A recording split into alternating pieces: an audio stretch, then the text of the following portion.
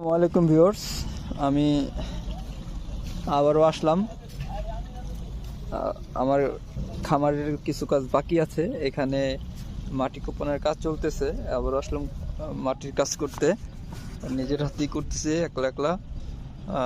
কথা হলো এখানে আমি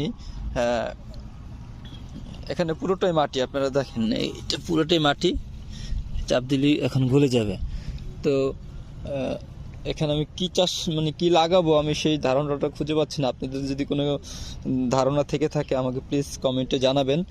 আর আমি চাচ্ছি এটা এখানে আপনার ভেন্ডি, যেটাকে ঢেঁড়স বলে, সেটা আর হচ্ছে